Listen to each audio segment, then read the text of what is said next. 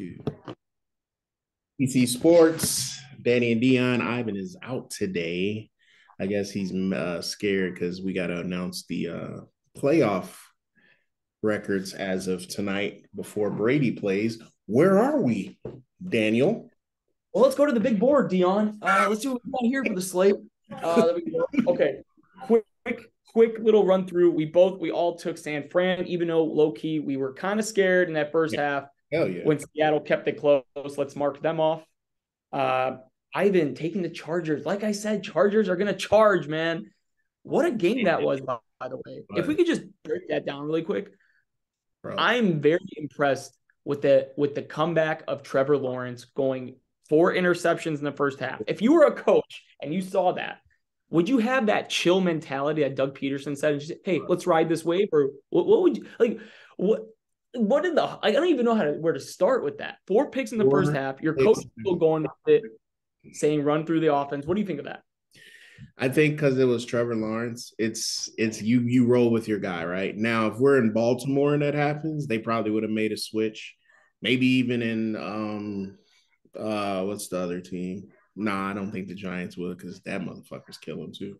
But I think it was Trevor Lawrence, and he stuck with him. And this is where you have to stick with your guy. This guy's going to be your guy for the future and beyond.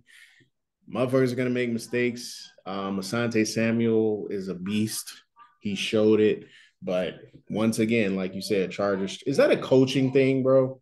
Or is it just I just think Brandon Staley does not deserve that job anymore. It's getting to the point where you have such a talented roster. You spent all that money. You made all the moves to get a guy like Khalil Mack to pair with Joey Bosa. Mike Williams. They got Derwin James healthy all year, which was rare. Basically, he didn't play, right? Williams was out. No, Derwin James. I'm saying Derwin James. But Williams did not play. A coaching decision that he made to play them in an unnecessary game. Exactly. And you have a team with all the talent in the world and a quarterback who is so good. I'm not going to put all this on Justin Herbert. I'm going to put a lot of this on the play calling and how horrendous it was when you're up 4 scores with one of the better running backs in the league, if not a top 3 running back in the league in Austin Eckler, and you're not pounding the rock until that clock hits 0. That's terrible.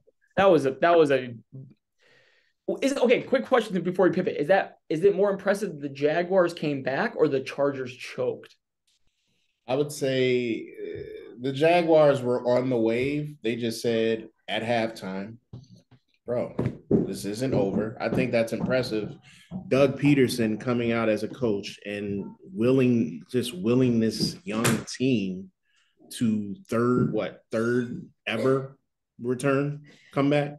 I think it's got to be the Jaguars and Trevor Lawrence overcoming 4 freaking interceptions to just beat a team that a lot, including some people we know, Marco Panani, Permonti, having the Chargers going to the AFC Championship and beyond. So that was a tough one for them. But, hey, that's why I picked the Jags. What other games do we have here? Okay. So moving on, Buffalo, that was an easy call. I think we all went with Buffalo, even though it was a scary. That was a really good game. That's wasn't that easy. That's another game. Gotta give up McDaniel. That dude is a freaking coach. Please, to coach that and still be the only lose by 3. Could you get your? I was very impressed with their defense and how they did not get rattled being down 17-0 in a playoff game in the cold in Buffalo. Yeah. The fact that they battled back and kept this team in the game. And Skylar Thompson, God bless him. You can't – he made a couple good throws, a lot of drops. I'm not going to put the whole blame on him, poor guy. But, maybe if they had 2, it would be a more competitive game. You never know. And again, bro, does he have to think about retiring? The poor guy is like Weekend and Bernie's. Every time he goes out on the field, he's just like a corpse. Like, I feel bad for the guy. Like, literally, he's going out. Really, as an organization, Miami. Say it again. And you, as an organization, can you really fathom playing him, knowing every single play? Oh, I hope he doesn't get sacked. Miami's medical team should be ashamed of themselves this entire year. Salvon, the running back, got cracked and had to go into the blue tent for a concussion thing, and they just rushed him out 3 plays later. They gotta be ashamed of themselves. Let's go to the next game before I start Well, getting. I got that one. Yeah, Okay. you're good. So far, me and you, okay. The game that killed me, Giants, Minnesota. I took Kirk Cousins, who threw a 3-yard pass on 4th and 6. What do you do? Oh God, yeah, that was bad. Danny Dimes, shout out Brian Dayball, Danny Dimes. Mm-hmm. That team, on Barkley looking fresh. Bro, That team is nice. he did some quarterback's never done. He rushed for 70 yards on what 17 carries, I believe, and he Yep. threw over 300 yards. Bro, say all you want about Daniel Jones, because we saw it firsthand. He was running our ass out in Chicago. Same fucking play. Boo ran around to the left. Dude is the He's truth, not man. he's Like not sneaky athletic anymore. You can't call him sneaky no, athletic. That dude's big. He's 6'4", 6'5", can move. was coached And by Peyton Manning's fucking coach, Cutcliffe, in yeah, college, from what I heard. And yeah. he's a runner, bro. And get him some receivers. No, Yeah. but who did I pick? I didn't hear you. You took the New York Football Giants. So did Ivan. I took Minnesota. And again, Minnesota, my reasoning was they're at home. They got Justin Jefferson. Hmm. Kirk Cousins, man. Jefferson needs someone to throw him the ball, pal. Sorry. And not just in the regular season either. Yeah. Uh, let's go to the last game of the night, which was a very good game. Sam Hubbard, 98-yard return for a touchdown. That was amazing. Cincinnati takes care of business. We all took Cincinnati there. Baltimore, they had Lamar. That could have been an upset, But they didn't. but they didn't. So records wise for the first round, Dion, you are undefeated, my friend. Ivan and I are 1, 2, 3, 4, 5, 4-1 each. You went a clean 5-0, and now it goes on to tonight. Dallas, Let's Tampa. go, GOAT. Let's You do got for the viewers out there, if you don't ball know. great. Yeah, you better wearing that shirt. That jerk. Listen, I got the Bible in my hand right here. All right. I got a Bible in my hand right here. I got the hoodie on. They better take care of business. That's all I gotta say. It's prime time, Brady, bro. Like, regardless of what everybody says, Dallas can come out to a 21-0 lead. Until it's zeros in the fourth, it's Tom Brady, bro. I'm sorry. Until anyone shows me different, I'm riding with that. So with football, the Bears. Bears. A lot of people in this area are saying that we are in a realm of beardom that no one has ever seen. I know I haven't seen this in my lifetime. We have the number one pick. We have a QB1. We have a president and CEO just hired, Mr. Kevin Warren, formerly of the Big Ten, as the first ever African American commissioner. Bro, I read up on this guy. Everybody in his family, first African American this, first this, first that. This guy is something else. What are your opinions on the hire so far? I think it's a good hire. 20 years of experience as running in the NFL front offices. So I think he was part of the Rams organization in the early 2000s. So with what were you saying with Vermeil and them?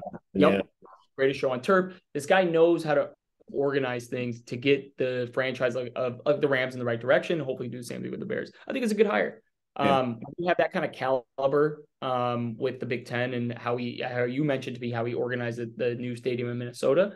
He actually, I read up as well. Like, first of all, it's crazy. He's with Detroit and Minnesota, our rivals in our conference. So with Minnesota, he represented the Wilfs, who own Minnesota, and articulated the sale of 600 million, which is probably double that by now. But he represented them in the buying of the team, and then they just gave him a position as chief operating in their legal department.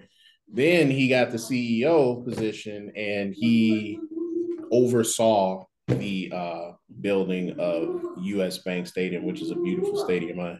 I'm extremely interested in going. I got a lot of family out there. But the Bears the Bears did an overhaul of everything. The Bears are an old school, team that I'm hearing a lot that the McCaskies, they listen. They had a few people come in and say, "Man, we got the same thing going on. Let's throw some different stuff." I mean, we have an African American GM. We have an African American president, and obviously we had Justin Fields. So it's intertwined and intermingled with, your NFL is 70% black guys, right? So it's good to have a team that is aware of everything. And like I was saying, on the legal side and on the business side, Kevin Warren is the guy that you want. With the building of a stadium, especially in Arlington Heights. He represents change. He's talked about it at Big Ten conferences. And I am just ecstatic on our future here in Chicago. Did you see the concept that the Bears could just dome Soldier Field? Did you see that? The retractable roof concept that Yeah, cost $2 billion? that Like, that first of all, the concept, if you look at it, is practically impossible. They can't do anything with that train. They were telling us how, like, they were breaking it down on the radio, how you can't even move these train tracks here. It was just our mayor in Chicago trying to save her mouth that wrote a check she couldn't cash, saying you need to worry about October and beating the Packers. And oh my God. the Bears are gone, bro. They've already said it. It's literally like next month is when they close. I am in that area with my 9 to 5 every single day. I pass the area. It's a remarkably beautiful area. The metro goes right into the place. It's going to be perfect. And for me, I mean, I live literally 18 minutes away. Yeah. So I'm looking forward to it. Hopefully it's with Warren and Char, it's going to take about 3 to 4 years, they're saying. And just getting a stadium of that magnitude in the third largest market. The Bears are always top 5 in revenue. So imagine what the revenue is going to be now with that shit stadium of Soldier Field to what we're getting now. Man. I trust me, I see change when they announced obviously the Raiders moving to Vegas. It's the same kind of feeling. Oh, Like, what can definitely. we do to save them in Oakland? What can we do this? It's like the That's Raiders are going to make Have you seen the at the big? end of the day, the city wants them there. The city of Oakland kind of wanted the Raiders, kind of didn't want the Raiders there. Like, it was a whole mess. When you start fresh and go to a new area, even though you guys are still considered the Chicago Bears, you guys aren't moving to a different state or whatever. That's what I was gonna ask. It Do you look at it like, oh, they're not in Chicago? Do you look at it like that? No, the Niners play in Santa Clara. They don't play in I San was Francisco. playing in Arlington. Candlestick Park is going to get imploded. I don't know. Yeah. You know what I mean? So I've seen it firsthand with my team that I look at, and I'm like, it's not Oakland Raiders anymore, it's Vegas, and I bought into it, and like that's just how you have to be as a fan. Like, yeah, you're still the Chicago Bears. It's not like you're losing your name. No, So you're just going 20 minutes west to Arlington Heights. yeah, So my fave, Mr. John Jones, Dana White, ah, yes, everything. Like the what? bones back. First of all, it's crazy. I love how Dana White does things because He's insane. He's literally he just insane. goes. He just says, you know what? This is what we're gonna do. So Ngannou, he's been out for 2 years, bro. I didn't realize it's been 2 years. He's been trying to like maneuver and get more money and this and that. So as White reported, UFC offered him the highest contract heavyweight has ever received. He turned it down. And Dana White kind of does business how I do. Like, I'm not gonna go back and forth with you. Like, if you don't want to do it, you don't want to be here, bye. He told him, we're not even gonna, like, they have a clause in most contracts where you have to sit like a no compete. He's like, we'll waive that. Go do whatever you want. John Jones is gonna fight. He's been wanting to fight since October. He's gonna fight Cyril Gane for the heavyweight championship. John That's gonna be first. such a banger of a fight. Yeah. John Jones's return, known as the GOAT, clearly a Mount Rushmore fighter. Him, GSP. You could throw in a couple other guys up there. So yeah. Do you think is it going to be a fight he shakes the rust off? Is he going to be how? What do you think his preparation is? Where do you think he is when it comes to I shape, mean, fighting? He has I all follow. the tools and skills, but mentally, how sharp is he to fight? I mean, I follow this guy. He's definitely been training. Like I said, it's just going from 205. He's walking around at about 255, he says. Um, he's a wrestler, right? Uh, a national champion wrestler. I've always told you on this show, I've told you in passing, if you can wrestle, especially in the UFC, and if you're a top notch, world class national wrestler, you're going to be the shit. However, with John Jones, you have to add stand up, you have to add jujitsu, you have to add all of that encompassing. Oh, and by the way, he's beaten fucking everybody. He's cleaned out his damn class. Literally. So now he's moving up to heavyweight and he's fighting a guy in Cyril Gahn, who's an up and comer. Great opponent for him. I personally, as a fan, would have been like, oh, I like him to knock some rust off, but Jones has been saying he has never wavered, bro. Just Which is I'm great. And like back. I I said, want my belt. I want the yeah, belt. Fuck it. I yeah. respect And you're absolutely right. When you have that edge of wrestling, that adds a whole element. But John Jones is so athletic, and he's got such his. I mean, he's got the reach. He can kick you to death. He can literally that. knock you out standing up. He can do it all. Yeah, I just think this fight's gonna be the tail of the ground game, yeah, 100%. I think yeah. if it comes down to the ground game, are you gonna take Surreal in this? Like you trust Surreal to win on the ground? I I don't know. mean, he lost. If you saw it, he lost to Ngannou, who was not a wrestler. Yeah, he's a Ngannou straight wrestler. yeah.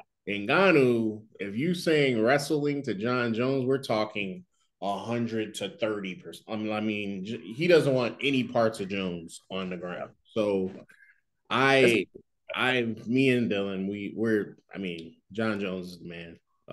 Of course, he's going to knock some rust off, but I mean, a fighter's a fighter, a wrestler's a wrestler. I'm looking forward to it, and I can't wait.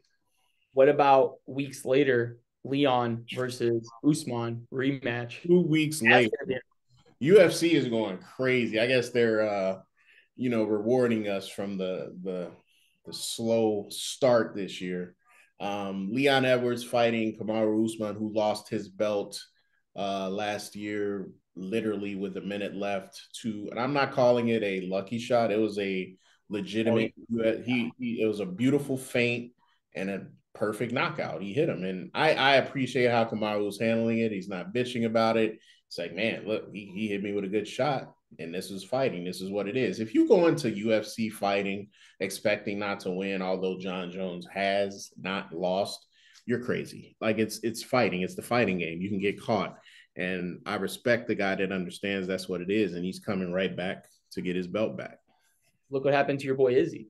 You know what I Yeah, mean?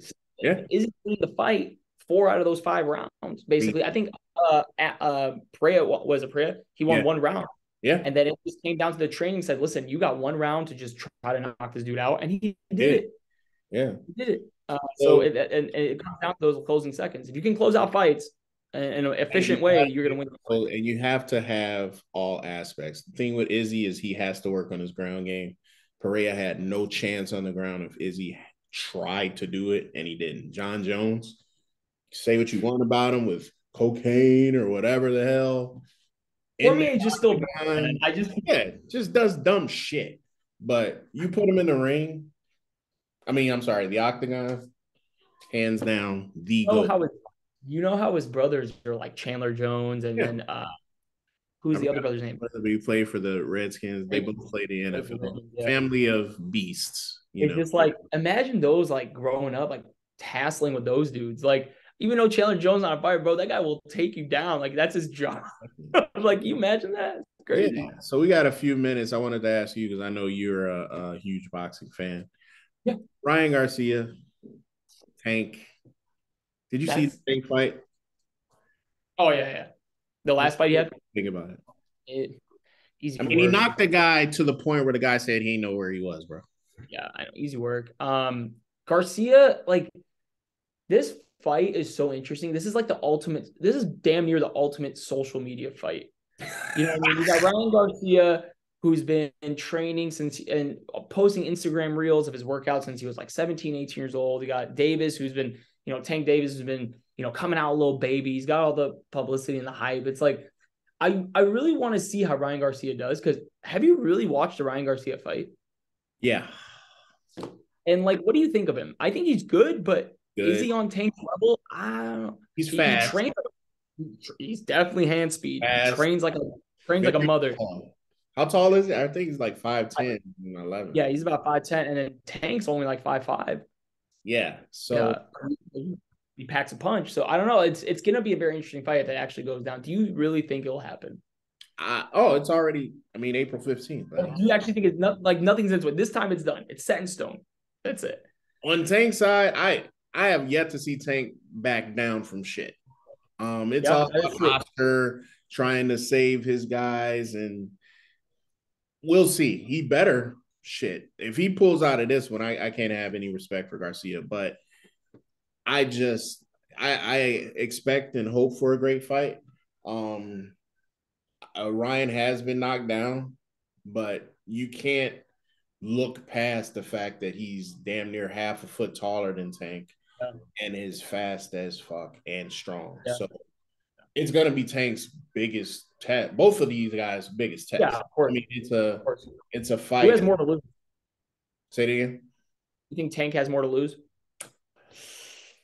Well, yeah, because he's Tank. Everybody talks about Tank. Ryan is a social media darling. Well, I mean, he wasn't ready, just like they did with fucking Canelo. He wasn't ready to fight Floyd, blah, blah, blah. He was still young. They can do all of that.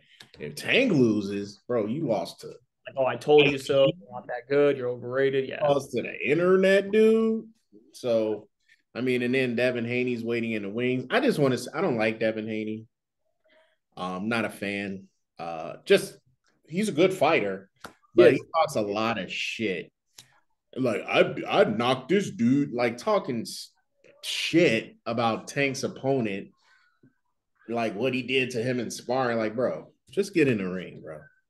Like it's a like Errol Spence and Crawford. Yeah. I don't want to get to the point like we got with Mayweather and Pacquiao, where you guys just talk, talk, talk. Get in the fucking ring, bro. I mean, people don't want to face the music and like actually try to like you're gonna fight to lose. Like you know what I mean? Like you have a chance of losing. Like talking, you could just talk all day Yeah, long. But if you're in the ring, like you actually have a chance to lose. I don't think these guys bro, want to do that. there's too many dudes in this around this weight class. Nobody wants to fight Shakur. Nobody wants, you know what I'm saying? It's like, Score's good too. I like you him. know, I like him a lot. If him and Tank win it, I think that'd be a great fight. But by the way, I know we have a few minutes left. Did you put any parlays for today's game? I yeah, have a couple suggestions. I got Dallas plus 3.5 to Did you finish. take anything else? Player props? No, what do you got? I got one that seemed very interesting that I actually had to call in and see if I can do it, and I got it placed. I took a same game parlay of player props. Zeke anytime touchdown, Fournette anytime touchdown, Mike Evans and Chris Godwin. So I did two separate tickets, one with Mike Evans, one with Chris Godwin, and then I flipped it. And then I did Dalton Schultz anytimer, and then Tony Pollard over 21 yards receiving. Wow. So that put that in. And then my favorite one I put today, Dak Prescott, Oh boy. 3 straight games with 3 straight pick sixes. I took a Tampa Bay defense touchdown. Let's make it Wow. four. We'll see. That is a strong one, but I mean, I took Tampa. I'm gonna roll with them. However, on the betting side, if they do win, it's gonna be a very, very close game. So I'm looking I forward think, to it. I think it'll be a good game, honestly. Definitely. All right. So that's the show. Looking forward to football again. We'll see you guys next week. EC Sports. Give our predictions.